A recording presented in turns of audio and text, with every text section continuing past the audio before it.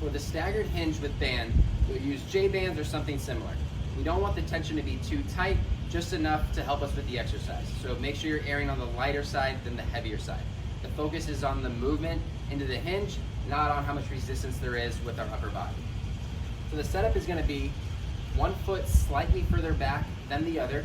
Think about having your toes in line with your heels. Just to give you a perspective from this view, you want to be about shoulder width apart, maybe even a little bit closer. We want to make sure we're not too far away.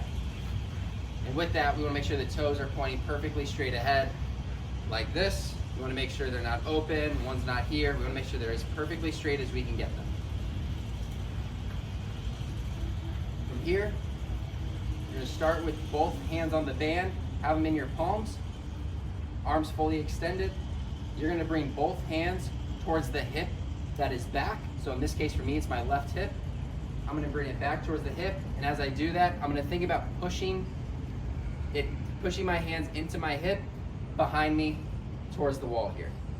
Go back up, hands into the hip, pushing back, come back up. So we want to make sure the toes aren't coming up, because that would be a sign that I'm just falling and I'm not hinging. So do your best to stay grounded with that.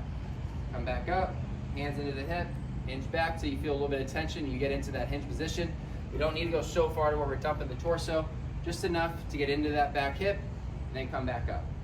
Keep your eyes about head level. We don't want to look up and we don't want to look straight down. Just try to keep a neutral head position and posture. Back into it, back up.